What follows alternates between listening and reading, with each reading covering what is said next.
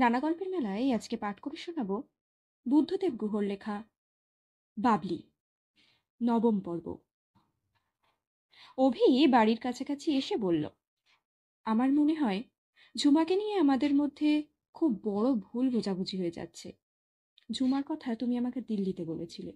এখানে ফিরে আসার পর ও প্রত্যেকবারই এখানে এলে আমাকে ফোন করত। মাঝে একবার দুদিন থেকে গেছিল ছুটি নিয়ে। ও আমার বন্ধুর বোন, তাই ওকে আমি তুমি বলি। ও প্রথম দিন থেকেই আমাকে অভিদা তুমি বলে ডাকে। খুব প্রাণ আছে ওর মধ্যে। আমি ওকে পছন্দ করি, কিন্তু সেই পছন্দ করার সঙ্গে তোমাকে পছন্দ করার তফাৎ আছে অনেক। ওকে আমি প্রথম দিনই তোমার কথা বলি। তোমার পরিচয় শুনেই ও বলেছিল যে তুমি ওর ছোটবেলার বন্ধু। তুমি পুজোর ছুটি কাটাতে এখানে আসছো শুনে ও বলল, আমি বাবলি আসার একদিন আগেই আসবো, ওকে চমকে দেব, খুব মজা হবে। তাহলে পুজোটা আমিও এখানে কাটাবো। গাড়িটা ওর কম্পাউন্ডে ঢোকাতে ঢোকাতে অভি বলল, সত্যি বলছি, এই ইনোসেন্ট ব্যাপারটাকে যে তুমি এত সিরিয়াসলি নেবে তা আমি ভাবতে পারিনি। ও যখন এসে পড়েছে বলতে গেলে আমারই নিমন্ত্রণে, তখন ওকে হোটেলে থাকতে দেওয়া বা এখান থেকে চলে যেতে বলা কি ঠিক হবে আমার পক্ষে? এখানের হোটেলে একা মেয়েদের থাকার পক্ষে নিরাপদ নয়। তাছাড়া ও তো আমার এবং তোমার সম্পর্কটার কথা ভালোভাবেই জানে। আমি তো ভেবেছিলাম তোমার বন্ধুকে এখানে পেয়ে তুমি খুশিই হবে, অথচ। গাড়ি থেকে নামতে নামতে বাবলি বলল, আপনার পক্ষে কোনটা ঠিক কোনটা বেঠিক তা আপনি স্থির করবেন, এতে আমার মতামতের অবকাশটা কোথায়? অভি অবাক হলো, বলল, ও যাগে। ওরা গাড়ি থেকে নেমে বারান্দায় বেতের চেয়ারে বসলো। কুলো সিং চা এনে দিল। বাবলি চা ঢালতে ঢালতে প্রসঙ্গান্তরে গিয়ে বলল, চা খেয়ে চান করব, আমার ঘর কোনটা? তারপর বলল, আপনার বাড়িটা ঘুরে দেখি। ব্যাচেলাররা খুব নোংরা হয়ে থাকেন বলে শুনেছি, কিন্তু বাইরে থেকে দেখে তো আপনার বাড়িকে নোংরা বলে মনে হচ্ছে না। অভি বলল, ইন্সপেক্ট করে তারপরে সার্টিফিকেট দিও। তুমি কি স্যানিটারি ইন্সপেক্টর? বাবলি হাসল, তারপর বলল, এখানে আমাদের কি প্রোগ্রাম? অভি বলল, 5 দিনের ট্যুরে যতখানি ভালো প্রোগ্রাম করা যায় তাই করেছি। আজ দুপুরে খাওয়ার পর লকটা লেকে যাব, লটাকের বাংলোয় রাত কাটাবো। কাল সকালে ব্রেকফাস্ট সেরে ফিরে আসবো ইম্ফলে। দুপুরে রেস্ট করে বিকালে তোমাকে কবরখানা দেখাতে নিয়ে যাব। এখানকার কবরখানার এপিটেগুলোতে যেসব লেখা আছে তা পড়লে চোখে জল পড়বে। বাবলি বলল, চোখ দিয়ে জল পড়ার যথেষ্ট কারণ জীবনে এমনিতেই অনেক আছে। আমি কবরখানা মোটেই দেখতে রাজি নই। আপনি এত কবরখানার ভক্ত কেন বলতে পারেন? কোহিমাতে গিয়েও তো প্রথমে কবরখানায় নিয়ে গিয়েছিলেন। তাহলে যাব না, অভি বলল। তারপর? বাবলি শুধল, তারপর কবরখানা না দেখতে চাইলে এমনি এদিক ওদিক ড্রাইভে যাব। রাতে পুঞ্চলো আর থৈরি থাম্বার নাচের প্রোগ্রাম। আশা করি ভালো লাগবে তোমার। তারপর দিন খুব ভোরে বেরিয়ে পড়ব বর্মার সীমান্তের দিকে। কত দূর ইম্ফল থেকে? বাবলি শুধল, অনেক দূর, সারাদিনে না হলেও প্রায় একবেলার ড্রাইভ। প্যানেলে ভারতীয় সেনাবাহিনীর চেকপোস্ট পার হয়ে যেতে হবে মোড়েতে। মোড়ে ভারতের শেষ গ্রাম। পথে পড়বে টেংনোপাল, খুব উঁচু পাহাড়, প্রায় কার্শিয়াংয়ের মতো উঁচু। সবসময় কুয়াশা ঘেরা থাকে। সারা রাস্তাটাই পাহাড়ে আর জঙ্গলের মধ্যে দিয়ে। আমরা রাতে কোথায় থাকবো? বাবলি শুধুলো খুশি খুশি গলায়। অভি বলল, মোড়ের বাংলোতে। সুন্দর বাংলো আছে দুটো, ছোট বাংলোটাই বেশি সুন্দর, কিন্তু বড় বাংলোটা না হলে আমার তোমার ও ঝুমার থাকার অসুবিধে হবে। বাবলির ভুরু দুটো কুঁচকে উঠল, কথা বলল না কোনো। অভি নিজেই বলে চলল, মোড়েতে তো থাকবো রাতে, কিন্তু তার আগে তোমাকে বর্মাতেও ঘুরিয়ে আনবো। মোড়ের ওপাশে বার্মিজ গ্রাম তামু, নোম্যান্স ল্যান্ড পেরিয়ে। সেখানে প্যাগোডা আছে, দেখাবো। হাটে শুয়ে খাওয়াবো বার্মিজ নুডলস, দারুণ খেতে। বার্মিজ ছাতা, তানাখা, লুঙ্গি এসব কিনতে পারো ইচ্ছা করলে। তারপর একটু চুপ করে থেকে বলল, চলোই না, দেখবে কি ভালো লাগে। সারাদিন টোটো করে তারপর রাতে এসে বাংলোয় থাকবো। রাতে তোমাদের কি কি খাওয়াবো তার মেনু পর্যন্ত ঠিক করে আগে থাকতে পাঠিয়ে দিয়েছি আমি। কোনো কষ্টই হবে না তোমাদের। বুঝতেই পারছি সংক্ষিপ্তভাবে ঠাট্টার গলায় বলল বাবলি। তারপরই বলল, তুলিহালে নেমে অব্দি বুঝতে পারছি যে হবে না। বলেই বাবলি অপ্রস্তুত অভির মুখে তাকিয়ে হাসল, ওকে আশ্বাস দেবার জন্য। তারপর বলল, এবার উঠুন মশাই, আমার ঘর দেখান, চান করব। বাবলি চান করার কথা বলতেই অভির সারা শরীর শিরশির করে উঠল। বাবলিকে চিঠি লিখতে লিখতে, বাবলির লেখা চিঠি পড়তে পড়তে অভির ইচ্ছে করেছে অনেক রকম। ভবিষ্যতের কথা অনেকভাবে ভেবেছে অভি, তেমন করে এর আগে আর কখনো ভাবেনি। এমন করে যে ভাবা যায় সে কথা পর্যন্ত আগে কখনো জানতো না অভি।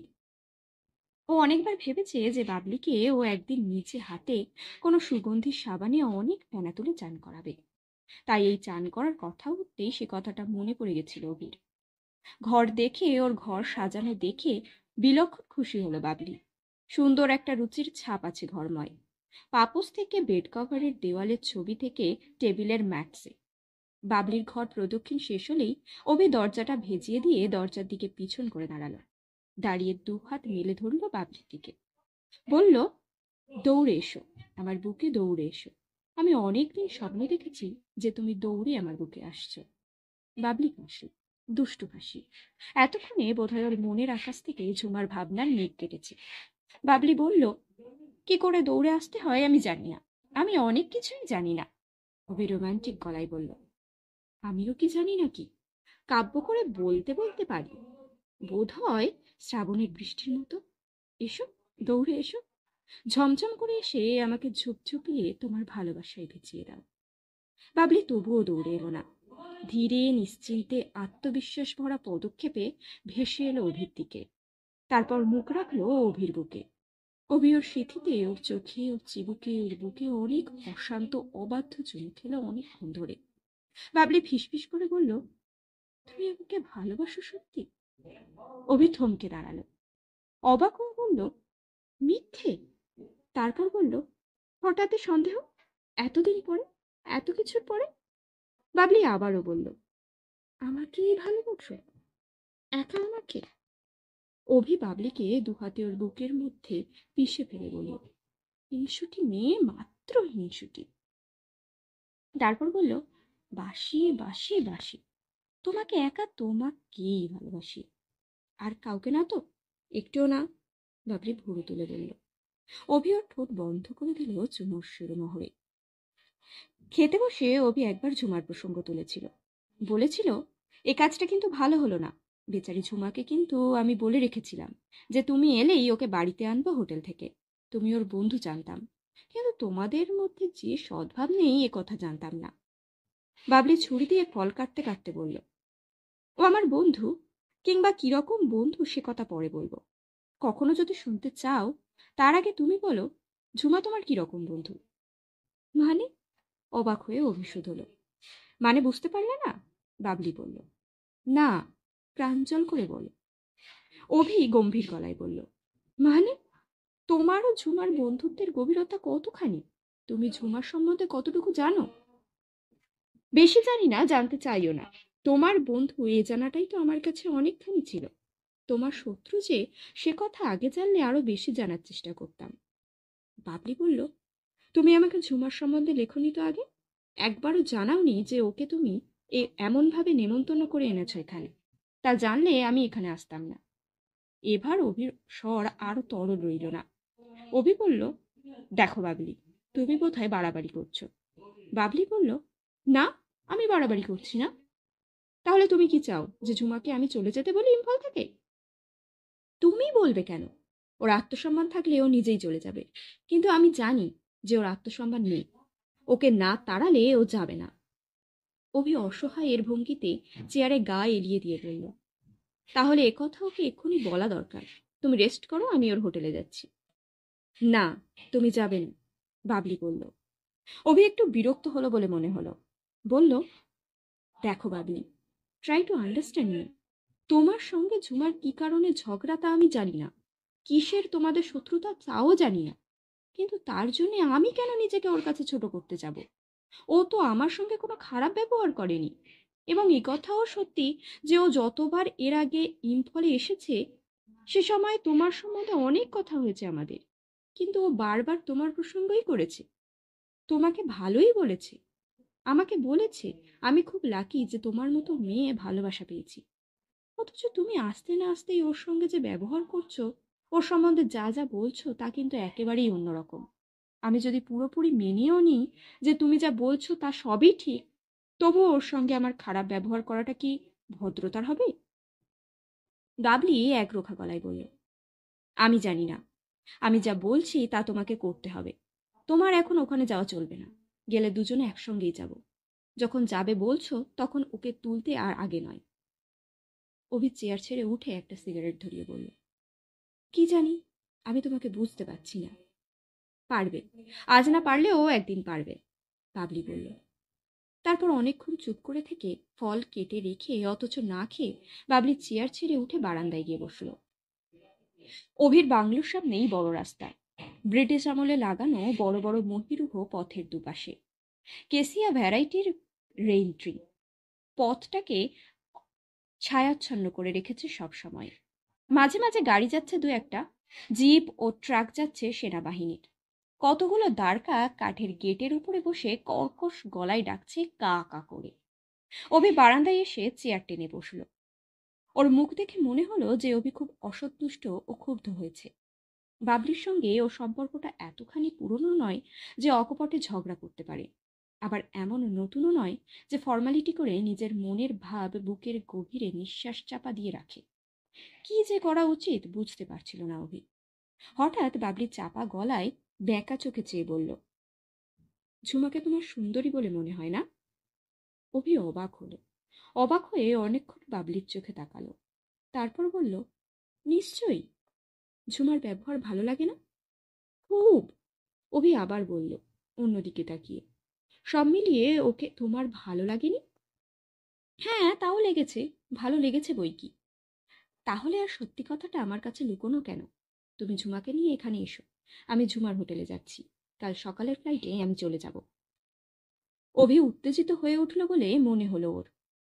তারপর নিজেকে সামলে নিয়ে বলল, দেখো, ভালো লাগলেই যে সব ভালো লাগা একরকম হবে তার কোনো মানে নেই। আমার সঙ্গে ঝুমার যে সম্পর্ক, সে সম্পর্কের সঙ্গে তোমার আমার সম্পর্কের কোনোই মিল নেই। এ দুই সম্পর্ক একেবারেই আলাদা আলাদা। কাউকে ভালো লাগলেই যে ভালোবাসতে হবে বা বিয়ে করতে হবে তার কোনো মানে নেই। তাছাড়া ঝুমার সঙ্গে আমার আলাপ হয়েছে তোমার সঙ্গে আলাপ হওয়ার অনেক পরে। তোমার বান্ধবী বলেই যে আলাপ হয়েছে, তুমি যে পুরো ব্যাপারটাই এমন কদর্য করবে তা আমি ভাবতেও পারিনি। বাবলি রেগে উঠে প্রায় কেঁদে ফেলল। বলল, তুমি কি জানো ঝুমা তার আগে তোমার সুইমিং ট্রাস্ক পরা ছবি নিয়ে ঘুরে বেড়ায় কতদিন হলো? তুমি জানো কি যে ওর কত ছেলের মাথা চিবিয়ে খেয়েছে? কত ছেলে আত্মহত্যা করেছে ওর জন্য? ওর মুখশ্রী আর ওর অভিনয় দিয়ে ও কত ঘর ভেঙেছে। তারপর একটু চুপ করে থেকে হতাশ গলায় বলল, তুমি ওর সম্বন্ধে কিছুই জানো না। তুমি জানো না ও কত নীচ, ইতর, কত কুচক্রী। ও আমার কত বড় সর্বনাশ করার জন্য এখানে এসেছে। অভি চেয়ারে সোজা হয়ে বসল। বলল, দারুণ ইন্টারেস্টিং সব ব্যাপার। ঝুমা যে এত গুণী মেয়ে আমি আগে জানতাম না। নিজেকে নিজের গুণাবলীকে লুকিয়ে রাখার আশ্চর্য ক্ষমতা যে ও রাখে তা আমাকে স্বীকার করতেই হবে। Really very very interesting. আমি ভাবতাম আমার জীবনে তুমিই সবচেয়ে ইন্টারেস্টিং মেয়ে, কিন্তু ঝুমা যে তোমার চেয়ে আরও অনেক বেশি ইন্টারেস্টিং তা আমার জানা ছিল না। It's strange, really strange. তার মানে? বাবলি বলল। অভি বলল, মানে নেই, সব কথার মানে হয় না। দুপুরের খাওয়া দাওয়ার পর একটু জিরিয়ে নিয়ে যখন অভি আর বাবলি ঝুমার হোটেলে এলো, তখন ম্যানেজার বললেন যে ঝুমা খুব জরুরি কাজে নাকি বেরিয়ে গেছে, একটা চিঠি দিয়ে গেছে ওর কাছে। ম্যানেজার অভির হাতে চিঠিটা দিলেন, কিন্তু বাবলি চিঠিটা ছোঁ মেরে অভির হাত থেকে কেড়ে নিয়ে ঘুরল। অভি অবাক হওয়া মুখে তাকালো আর চোখে বাবলির দিকে। বাবলি চিঠিটা নিচে একবার মনে মনে পড়ল, তারপর জোরে জোরে অভিকে পড়ে শোনাল। মণিপুর হোটেল।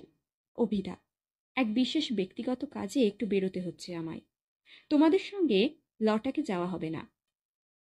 তোমরা লেক থেকে ফিরে এলে আশা করি কাল সকালে তোমাদের সঙ্গে দেখা হবে। কিছু মনে করো না। Have a nice time.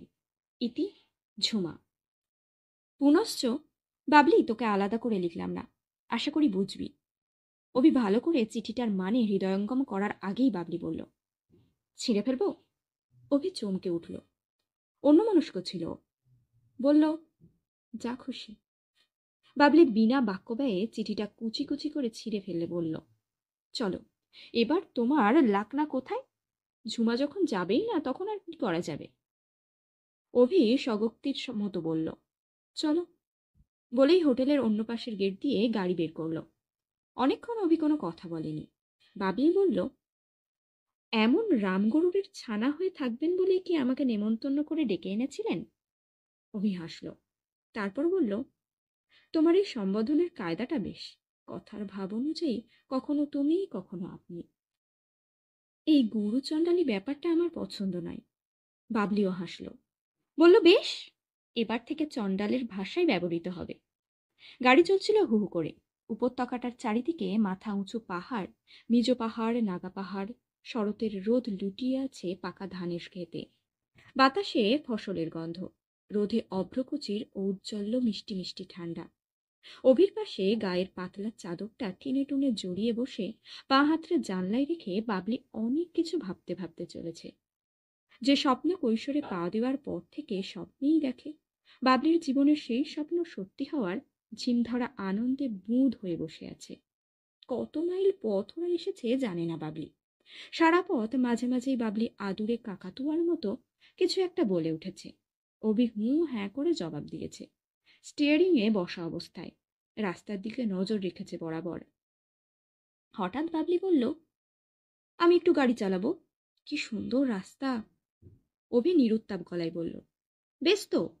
বলেই পথের বাঁদিকে গাড়ি দাঁড় করিয়ে দরজা খুলে বাবলির জায়গায় এলো বাঁদিকে।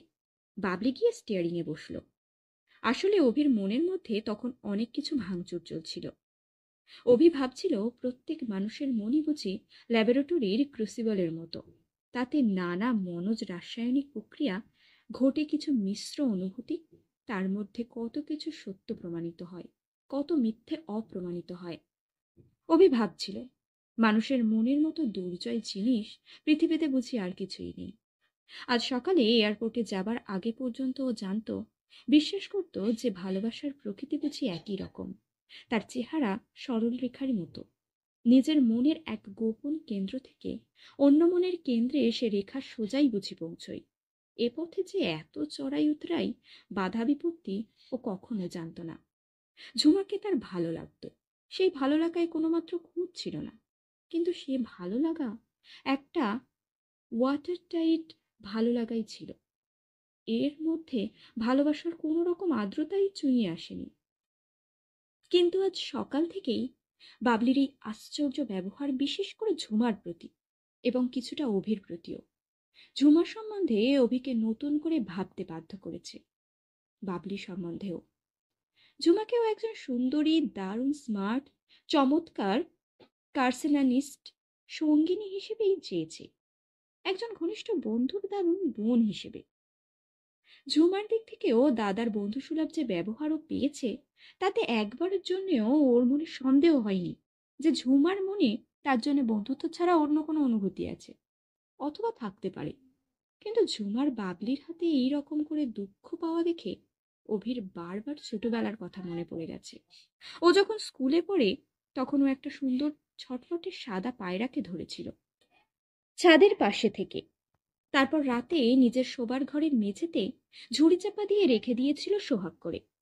সকালে ঘুম থেকে উঠে দেখে, তারই আদরের বেড়ালটা সেই পায়রাটার ছিন্ন ভিন্ন রক্তাক্ত পালক ছাড়া আর কিছুই অবশিষ্ট রাখেনি। অভি না পেরেছে তার সুন্দর ভালো লাগার পায়রাকে বাঁচাতে, না পেরেছে তার আদরের বিড়ালটাকে লাথি মেরে তাড়াতে। কিন্তু মনে মনে সে তার পোষা বিড়ালটার প্রতি এক দারুণ স্তব্ধ অভিমানে নিরুপায় নীরবতার মধ্যে আচ্ছন্ন হয়ে থেকেছে। আজকে বহু বছর পরে অভির মনে সেই ছোটবেলার ভাবনা ভরা নিরুপায় অভিমান আবার যেন বুকময় ফিরে এসেছে। ও কি করবে, কি ওর করা উচিত, অভি কিছুতেই বুঝে উঠতে পারছে না। সামনে লকটার লেকের জল দেখা যাচ্ছে। বেলা পড়ে এসেছে। শেষ সূর্যের আলো ঝিকমিক করছে জলে। লেকের ওপারে নাগা পাহাড়ের পুঞ্জীভূত অবয়ব এক অতিকায় রোমশ প্রাগৈতিহাসিক প্রাণীর মতো আকাশে মাথা ছোঁয়ানো উঁচু পিঠে রোদ পোয়াচ্ছে যেন। মিজ পাহাড়গুলোকেও দল বাঁধা ডাইনোসরের পিঠ বলে মনে হচ্ছে। অভি ওদিকে চেয়ে অন্যমনস্ক হয়ে গেল আবার। ও ভাবছিল, প্রাগৈতিহাসিক যুগের মানুষ হলে জীবনটা অনেক ঝামেলা বিজর্জিত হতো। সারাদিন পশুচর্ম গায়ে জড়িয়ে পাথরের মুন্ডুর হাতে ঘুরে ফিরে সন্ধ্যাবেলায় গুহার ফিরে একটু কাঁচা মাংস ঝলসে খেয়ে নারী শরীর নামক এক জৈবিক আচারের রসসাধন করে কি সরল সোজা সুখে জীবনটা কাটাতে পারত। যত দিন গেছে মানুষ যত সভ্য হয়েছে, তার বুকের মধ্যের বায়বীয় সত্তার মনে নামক ইন্টারেজিবল ব্যাপারটা দিনে দিনে ক্রমশই জটিল হয়ে উঠেছে। আজকের দিনের অভির মতো শিক্ষিত মার্জিত মানুষ তার পারিপার্শ্বিকের অনেক কিছু জেনে ফেলেও, চাঁদে পদক্ষেপ করেও নিজের থেকে দূরে আরো দূরেই শুধু সরে গেছে। বাইরের পৃথিবীকে আপন করেছে, কাছে টেনেছে, কিন্তু ধীরে ধীরে নিজের বুকের মধ্যে পৃথিবী থেকে বিচ্ছিন্ন হতে হতে খণ্ড খণ্ড বিচ্ছিন্ন যোগাযোগহীন দুস্তর ব্যবধানের বিন্দু বিন্দু দ্বীপের মতো হয়ে উঠেছে অনবধানে। এখন মানুষ লক্ষ যোজন দূরের কথা মুহূর্তে শুনতে পায় নিজের ইচ্ছায় চাবি টিপে, পায় না শুধু নিজের বুকের শব্দ শুনতে, তাকে বুঝতে। হঠাৎ বাবলি বলল, ওই পিলারটা কিসের? স্বপ্নোত্থিতের মতো অভি বলল, এটাই তো নেতাজি মেমোরিয়াল। আইএনএ ফৌজের সঙ্গে এইখানে ব্রিটিশ সেনাদের যুদ্ধ হয়েছিল। সামনে যে ছোট্ট বাড়িটা দেখছো, ওটার মধ্যে নথিপত্র রাখা আছে, চলো দেখবে। বাবলি গাড়ি থামিয়ে গাড়ি থেকে নামলো। বাঁদিকে একটা টিনের চালাঘর, ডান দিকে পাকা ইমারত। চালাঘরটার মরচে পড়া টিনের ছাদ মেশিন গানের ও স্টেন গানের গুলিতে ঝাঁঝরা হয়ে রয়েছে। অভি বলল, দেখেছ, গুলির দাগ এখনো স্পষ্ট। ওরা আইএনএ মেমোরিয়াল দেখে যখন বেরুলো তখন সন্ধে হব হব। কিছু দূর গাড়ি চালিয়েই ওরা লাটলেকের ওপরেই ছবির মতো সুন্দর বাংলো এসে পৌঁছলো। উফ, কি দারুণ!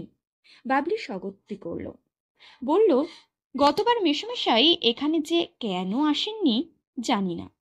অভি বলল, কি জানি। বাবলি বলল, অনেকক্ষণ থেকে আপনার মুড অফ দেখছি, আমার সঙ্গে কথা বলতে ইচ্ছে করলে বলবেন না। অভি হাসল, বলল, বাহ, তা কেন, কি যে বলো। বাবলিরও নিজেকে অভিশাপ দিতে ইচ্ছে করছিল। ও যে ইম্ফলে এসে কি মুশকিলেই পড়লো তা বলার নয়। অভি বলল, বাংলোটা সত্যিই সুন্দর। এখানে তোমাকে নিয়ে আসবো অনেকদিন থেকে তা ঠিক করে রেখেছিলাম। আজ সত্যিই আশা হলো। তোমার যে ভালো লেগেছে তাতেই আমি খুশি। বাবলি বলল, জলের মধ্যে মধ্যে এই যে আলোগুলো জ্বলছে, ওগুলো কিসের আলো? অভি বাংলোর বারান্দায় ফিরে দাঁড়িয়ে লেকের দিকে তাকালো। তখন পাহাড় পেরিয়ে শেষবেলার ম্লান লালিমা আধো অন্ধকারে বিস্তৃত শিশেরঙা গালচের মতো লাখ হ্রদের উপর ছড়িয়ে পড়েছে। ও একটু চুপ করে থেকে বলল, এগুলো দারুণ ব্যাপার। হ্রদের মধ্যে কচুরিপানার মতো এক রকমের পানা হয়। সেই পানাগুলো ছোট ছোট ভাসমান দ্বীপের মতো ভেসে বেড়ায় হ্রদের বুকে। এই পানার দ্বীপে পাতার ঘর বাঁধে জেলেরা, মাছ ধরে আফ্রিকান ক্যানোর মতো ছোট ছোট নৌকোয়।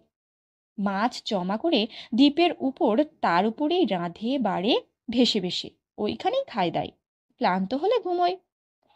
তারপর থেমে বলল, একটু চুপ করে থাকো, একটা অদ্ভুত শব্দ শুনতে পাবে। বাবলি চুপ করে রইল। সত্যিই শুনতে পেল অদ্ভুত একটা গম্ভীর আওয়াজ ভেসে আসছে হ্রদের মধ্যে থেকে, বাংলোর চতুর্দিক থেকে। শব্দটা অনেকটা ডুং ডুং ডিং ডিং মতো, কিন্তু ধাতব শব্দ নয়।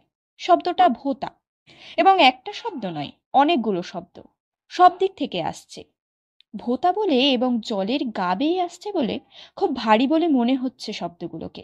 আসন্ন সন্ধ্যার অন্ধকারে সেই ডুংডিং শব্দ বাবলির মনে কি এক অনামা অজানা অনিশ্চিত ভয়ের সঞ্চার করল। বাবলি অভির বাহুর কাছে ঘন হয়ে এসে দাঁড়িয়ে ফিসফিস করে শুধল, এ কিসের শব্দ? অভি হেসে উঠল। অনেকক্ষণ ধরে হাসলো অভি। বাবলি ভাবল অনেকক্ষণের গুমোট কাটল। এই বাংলোর দেওয়ালে দেওয়ালে অভির হাসিটা যেন অনেক লোকের হাসি হয়ে গমগম করে উঠল ঘরময়।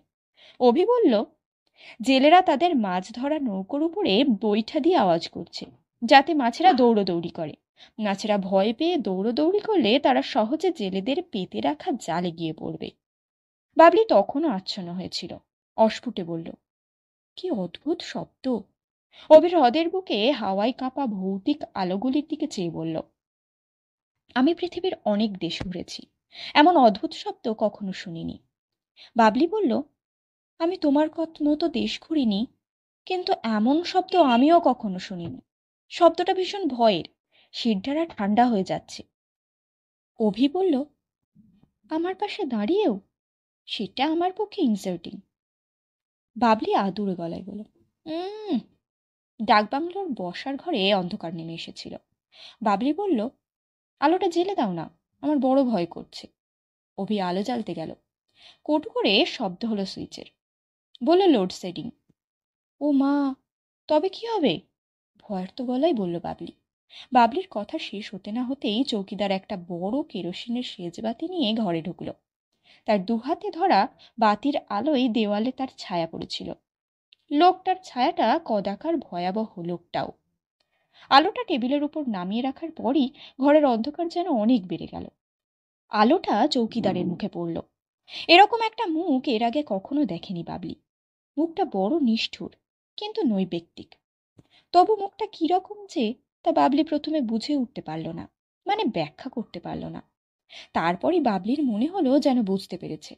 লোকটার মুখে এমন একটা ভাব আছে যে মনে হয় লোকটার সঙ্গে কোনো রকম কমিউনিকেশন করা সম্ভব নয়। লোকটা এই পানার দ্বীপের মতো একটা দ্বীপ, বিচ্ছিন্ন, তার চারধারে যোগাযোগহীনতার জল। লোকটা কথা বলল অভিকে উদ্দেশ্য করে। কি ভাষায় বলল বাবলি বুঝল না। লোকটার মুখে কথা বলার সময় কোনো রকম অভিব্যক্তি ফুটে উঠল না। অভি জবাবে অজানা ভাষায় কি সব বলল। লোকটা নমস্কার করলো না, হাসলো না। বাবলির মনে হলো লোকটা ভীষণ দুর্বিনীয়, ভুতুড়ে। হয়তো এইরকম ডুংডিং আওয়াজ শুনে শুনে হ্রদের জলের উপর রাতের পর রাত একা একা ভৌতিক আলো জ্বলা দেখে দেখে লোকটাও বোধহয় একরকম অস্বাভাবিক হয়ে গেছে। অভি বলল, তোমার একটু অসুবিধে হবে একে নিয়ে। ও মিজো, মিজো ছাড়া অন্য কোনো ভাষা জানে না ও। তোমার যা কিছু দরকার আমায় বলো। হতাশ গলায় বাবলি বলল, বেশ। অভি বলল, চান করবে তো? বাবলি বলল, করতে পারি যদি জল গরম থাকে। জল গরম করে দেব, লোক তো আছে। তা আছে, বাবলি বলল, কিন্তু তাকে তো আমার ভাষা বোঝাতে পারবো না। আমাকে তো পারবে, অভি সপ্রতিভভাবে উত্তর দিল। বাবলি উত্তর দিল না, অভির দিকে চেয়ে রইল। অভি ঘরের বাইরে গেল, বোধহয় লোকটাকে ডাকতে। বাবলির একা ঘরে ওই ভুতুড়ে পরিবেশে বসে বড় গা ছমছম করতে লাগলো। বাইরের হ্রদের উপরে সেই আওয়াজগুলো ধীরে ধীরে যেন জোর হতে লাগলো।